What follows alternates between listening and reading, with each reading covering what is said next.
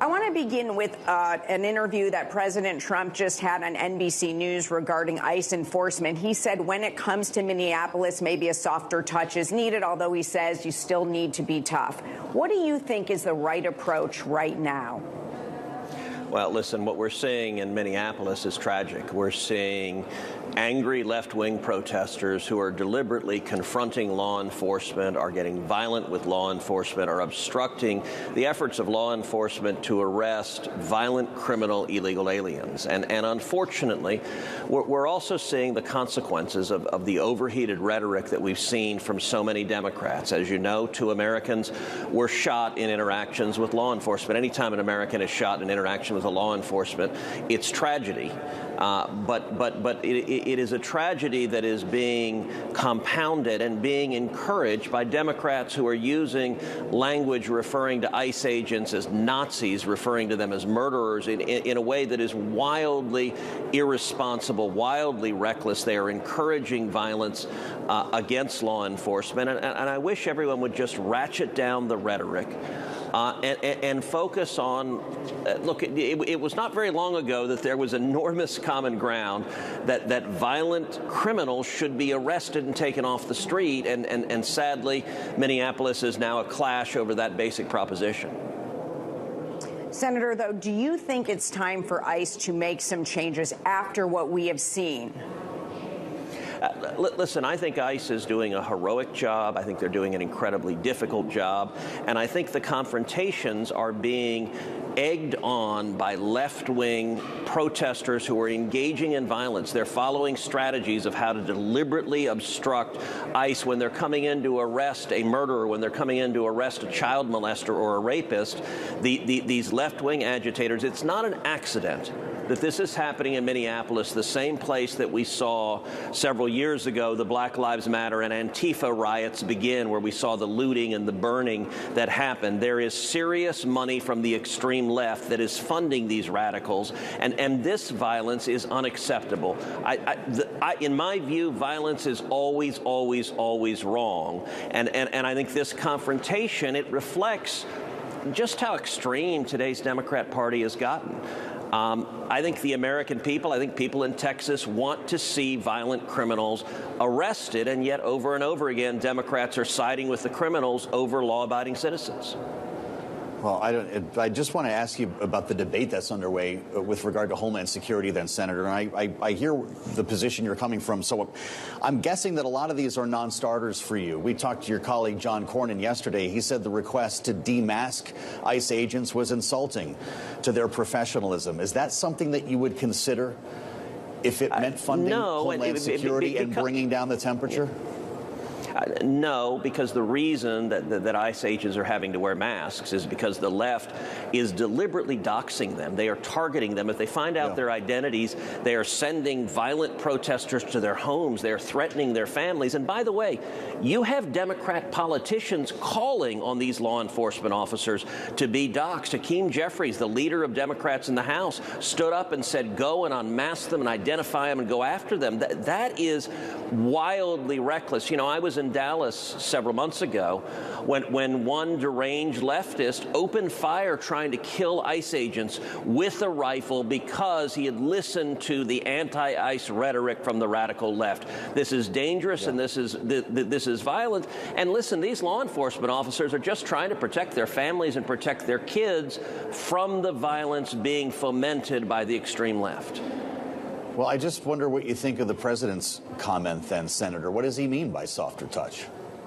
Well, I think it's exactly what I just said, which is ratcheting down the rhetoric. I think that's important for us to try to take some of the anger. You know, it is an unhealthy dynamic in our country that the two sides are filled with so much rage and just yell at each other. We need to be able to talk to each other and try to find some modicum of common ground. That hadn't happened in a long time, unfortunately. Senator, though, when you say ratcheting down the rhetoric, are you saying that you believe it's all Democrats that have brought on this problem? I mean, aren't both sides somewhat to blame, do you think?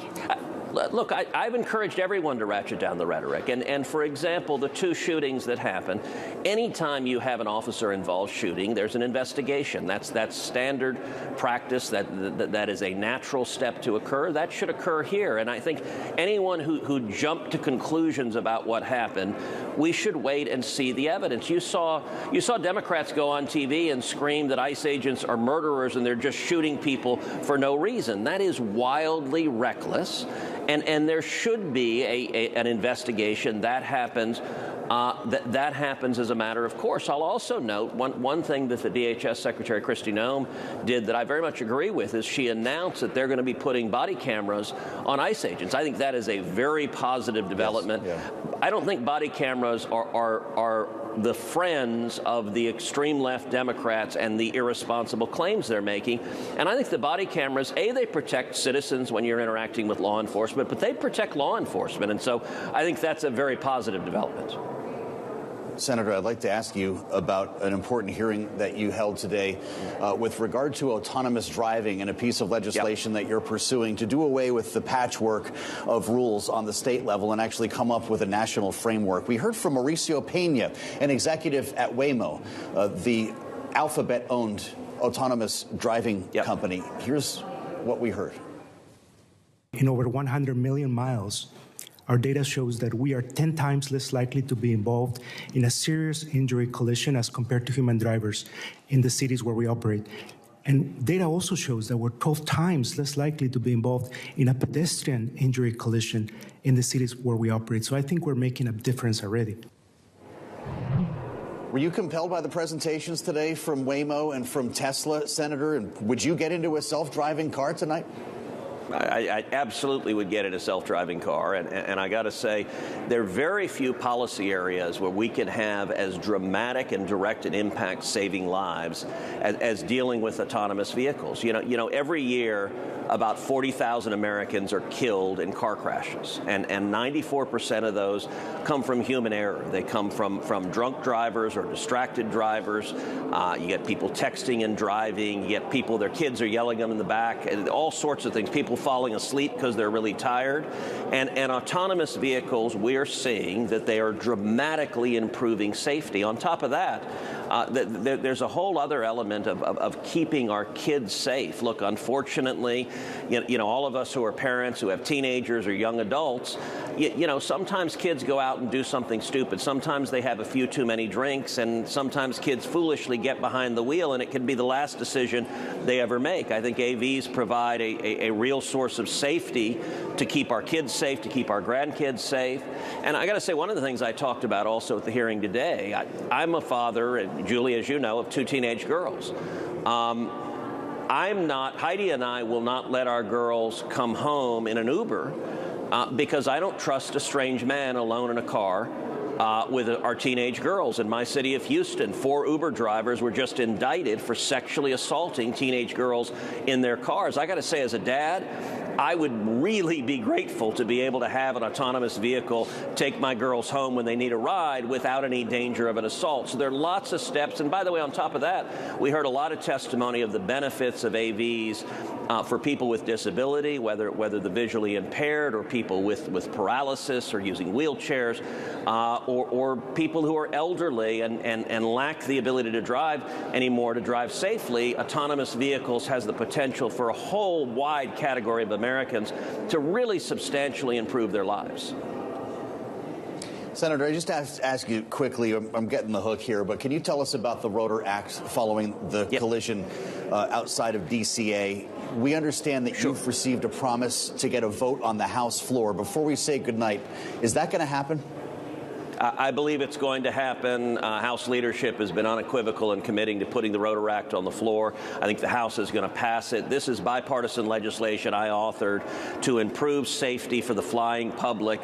The NTSB just put out their report about the horrific crash that happened over DCA Airport last year, and they concluded if the Rotar Act had been the law, that crash would have been avoided and those 67 souls would still be with us. We can do this. This would make the flying public much, much safer. It's already passed the Senate unanimously, and I believe the House will take it up and President Trump will sign it.